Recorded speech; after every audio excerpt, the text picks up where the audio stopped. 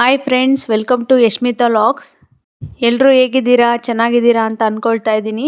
ನಾನಿವತ್ತು ಮಾಡಿ ತೋರಿಸ್ತಾ ಇರೋಂಥ ರೆಸಿಪಿ ಸಾಂಪ್ರದಾಯಿಕವಾಗಿ ಕಜ್ಜಾಯ ದೀಪಾವಳಿ ಹಬ್ಬಕ್ಕೆ ಹೇಗೆ ಮಾಡೋದು ಅಂತ ತೋರಿಸ್ತಾ ಇದ್ದೀನಿ. ಬನ್ನಿ ಈಗ ಹೇಗೆ ಮಾಡೋದು ಅಂತ ನೋಡೋಣ.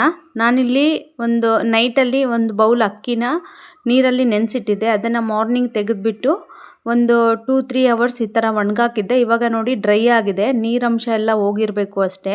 ಇವಾಗ ನಾನು ಸ್ವಲ್ಪ ಇರೋದ್ರಿಂದ ಕ್ವಾಂಟಿಟಿ ಮಿಕ್ಸಿಯಲ್ಲೇ ಹಾಕ್ಕೊಳ್ತಾ ಇದ್ದೀನಿ. ಮಿಕ್ಸಿ ಹಾಕ್ಕೊಂಡು ಈ ಥರ ಜರಡಿ ಮಾಡ್ಕೊಳ್ಳಿ.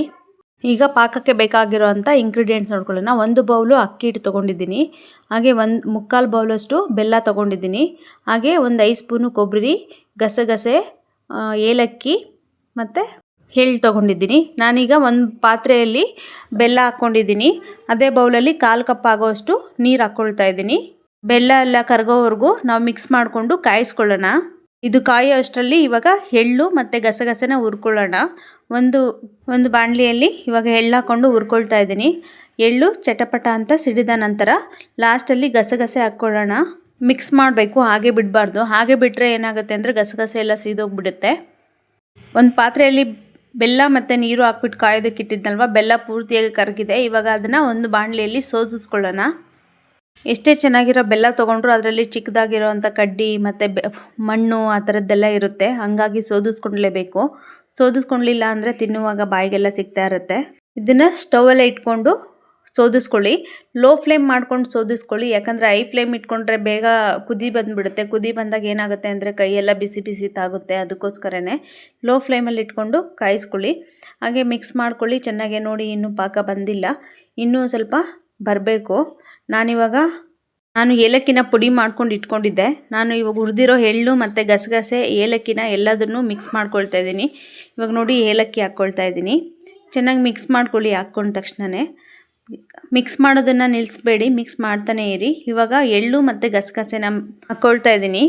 ನಂತರ ನಾನು ಹಾಗೇ ಮಿಕ್ಸ್ ಮಾಡ್ಕೊಳ್ತಾನೆ ಇರ್ತೀನಿ, ಯಾಕಂದರೆ ಮಿಕ್ಸ್ ಮಾಡೋದು ಮಾತ್ರ ಸ್ಟಾಪ್ ಮಾಡಬಾರ್ದು. ಇವಾಗ ಒಂದ್ಸರಿ ಚೆಕ್ ಮಾಡ್ಕೊಳ್ಳೋಣ ಪಾಕ ಬಂದಿದೆಯಾ ಇಲ್ವಾ ಅಂತ ಹೇಳ್ಬಿಟ್ಟು.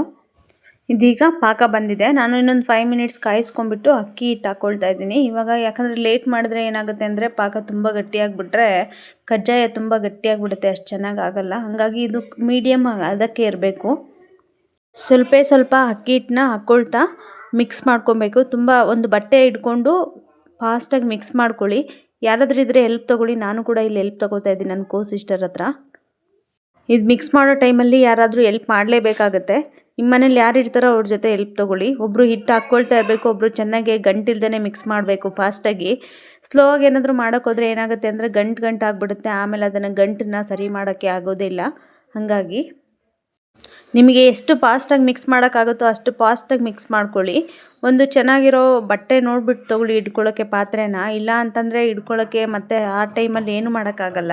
ನಾನು ಹೇಳೋ ಸ್ಟೆಪ್ಸ್ನೆಲ್ಲ ಫಾಲೋ ಮಾಡಿ ಕರೆಕ್ಟಾಗೆ ಚೆನ್ನಾಗಿ ಬರುತ್ತೆ. 100% ಪರ್ಫೆಕ್ಟಾಗಿ ಬರುತ್ತೆ. ಸಾಂಪ್ರದಾಯಿಕವಾಗಿ ಕಜ್ಜಾಯನ ಹೇಗೆ ಮಾಡೋದು ಅಂತ ಹೇಳ್ಬಿಟ್ಟು ನಿಮಗೂ ಕೂಡ ಗೊತ್ತಾಗುತ್ತೆ.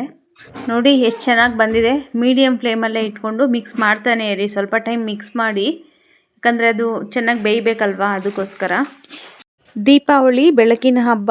ಎಲ್ರಿಗೂ ಆಯುಷು ಆರೋಗ್ಯ ಐಶ್ವರ್ಯ ಕೊಟ್ಬಿಟ್ಟು ಎಲ್ರಿಗೂ ಕಾಪಾಡಲಿ. ಎಲ್ಲರಿಗೂ ಬಾಳಲ್ಲಿನೂ ಬೆಳಕು ಸದಾ ಇರಲಿ ಅಂತ ಕೇಳ್ಕೊಳ್ತೀನಿ. ಎಲ್ರಿಗೂ ನನ್ನ ಫ್ಯಾಮಿಲಿ ಕಡೆಯಿಂದ ಎಲ್ರಿಗೂ ದೀಪಾವಳಿ ಹಬ್ಬದ ಆರ್ಥಿಕ ಶುಭಾಶಯಗಳು. ನೋಡಿ ಪಾಕ ಹೇಗೆ ಹದವಾಗಿ ಬಂದಿದೆ ಅಂತ ಹೇಳ್ಬಿಟ್ಟು. ನೋಡಿ ಈ ಅದಕ್ಕೆ ಇರಬೇಕು. ಇದು ತಣ್ಣಗಾದ್ಮೇಲೆ ಗಟ್ಟಿಯಾಗುತ್ತೆ. ಸೊ ಇದು ಒಂದು 5 to 6 ಅವರ್ಸು ಹಾಗೇ ಬಿಟ್ಬಿಡಿ ತಣ್ಣಗಾಗೋದಕ್ಕೆ. ನಾನು ಹಿಟ್ಟೆಲ್ಲ ಹಾಕಿದ ಮೇಲೆ ಒಂದು 10 ಮಿನಿಟ್ಸು ಕಾಯಿಸ್ಕೊಂಡಿದ್ದೀನಿ ಲೋ ಫ್ಲೇಮಲ್ಲಿ. ಮಿಕ್ಸ್ ಮಾಡ್ಕೊತಾನೆ ಇರಬೇಕು. ಅದಾದ ನಂತರ ನಾನು ಆದ ನಂತರ 1-2 ಸ್ಪೂನಷ್ಟು ತುಪ್ಪ ಹಾಕ್ಕೊಂಡಿದ್ದೀನಿ. ತುಪ್ಪ ಹಾಕ್ಕೊಂಡ್ರೆ ಏನಾಗುತ್ತೆ ಅಂದರೆ ಮೇಲೆ ಇರೋವಂಥ ಲೇಯರೆಲ್ಲ ಗಟ್ಟಿಯಾಗಿ ಆಗಲ್ಲ. ತಣ್ಣಗಾಗ್ತಾ ಇರುವಾಗ ಸಾಫ್ಟಾಗಿ ಹಂಗೆ ಇರುತ್ತೆ. ನಿಮಗೇನಾದ್ರು ತಣ್ಣಗಾದ್ಮೇಲೆ ಇದೇ ಥರ ತುಂಬ ಸಾಫ್ಟ್ ಇದೆ ಅಂತಂದರೆ ಒಂದು 1 ಅವರ್ ಅಥವಾ ಹಾಫ್ ಆನ್ ಅವರು ಫ್ರಿಜ್ಜಲ್ಲಿ ಇಟ್ಬಿಡಿ.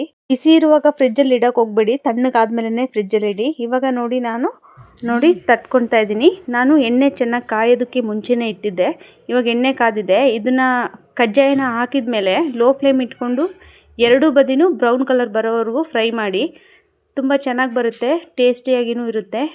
ನಾನು ಹೇಳೋವಂಥ ಸ್ಟೆಪ್ಸ್ ಎಲ್ಲನೂ ಫಾಲೋ ಮಾಡಿ, ತುಂಬ ಪರ್ಫೆಕ್ಟಾಗಿ ಬರುತ್ತೆ. ಫೇಲ್ ಅಂತೂ ಆಗೋದೇ ಇಲ್ಲ.